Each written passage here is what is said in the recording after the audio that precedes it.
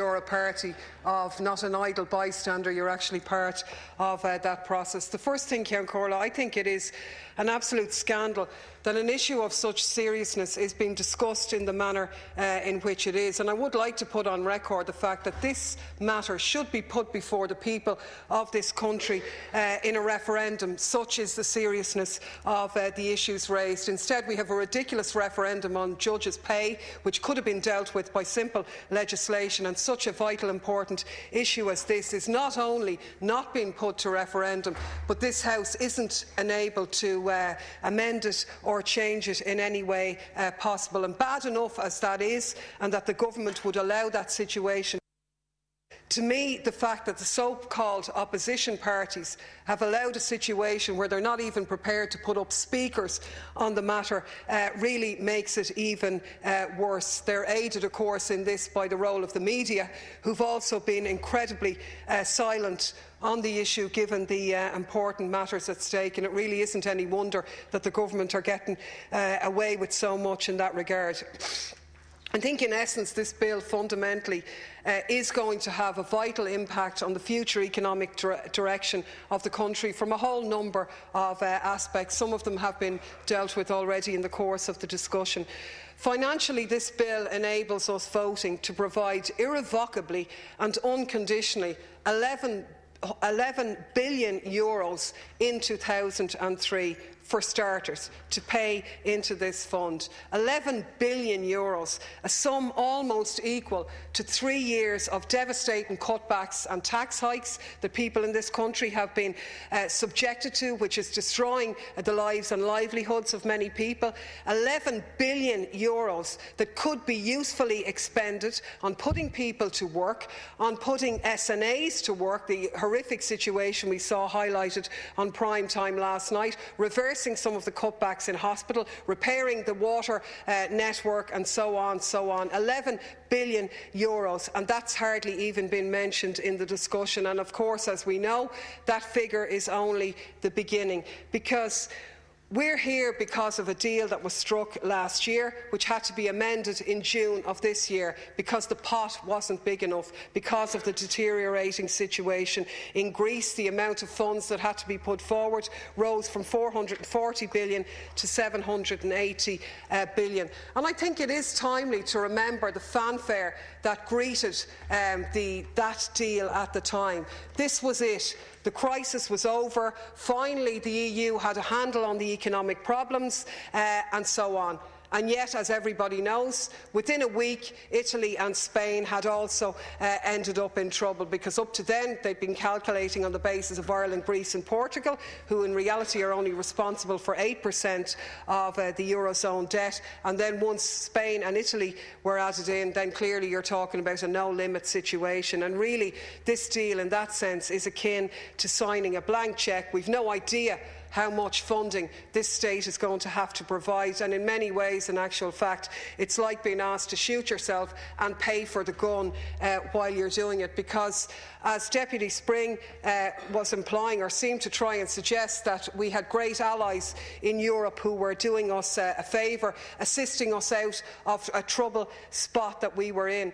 But what are they doing for us? They're putting up money, much of which we have to put up for ourselves, at very high interest rates, and then if we're to access that money, we have to pay over the odds in the terms of the borrowing terms and interest rates that are being demanded. Not only that, but even worse is the price being demanded in terms of austerity. And this is, in my opinion, an absolute recipe for disaster. We've already had to put up a situation here whereby the government is constantly bleating about it's not being their fault, it was Fianna Fáil's fault, or it was the EU-IMF deal, there's nothing they could do about it. Clearly now, if this bill is passed, it's going to be, oh, it's the European Financial Stability Fund, there's nothing we can do in that regard. But look at what you would be proposing to unleash should an economy want to get access to these funds. And let's look in a bit of detail at what's going on in Greece, because it doesn't make very pleasant reading. 35,000 state jobs up for the chop immediately. 100,000 state jobs due to be axed by next year. And this is against a backdrop of an already economy where industrial production has shrunk by 12%. We see the Greek government imposing a property tax on people whose wages have already been slashed, a property tax at 50 cents per square metre. And to get over the problems of actually people's inability to pay, they want to attach this property tax to people's electricity bills. The Greek government expect this bill to be paid in 2 instalments on a people where already 175,000 householders have had their electricity supply cut off by the state electricity company because of inability to pay. Now, I think both the Greek government, the European establishment and the Irish government really have to get real about what's going on here. It's just not possible to impose that level of austerity. Already in Greece, we see unions have said they won't impose it, they won't implement the new property tax, they won't cut off people who can't pay their bills. Yesterday we saw 30,000 students protesting in Athens over education cuts and so on, and it's quite clear that they're not going to get away with it, because what it is really just another example of making ordinary people pay for a crisis that wasn't of our creation. And it's another example of trying to impose austerity, which in all history has only resulted in making conditions worse. It hasn't worked, and it's never worked anywhere else. And I think there are important lessons really to be drawn from the debt crisis in Latin America during the 1980s, what was known as the lost decade. Because what we had in that situation was something a little bit similar what the EU hierarchy are attempting to impose at the moment.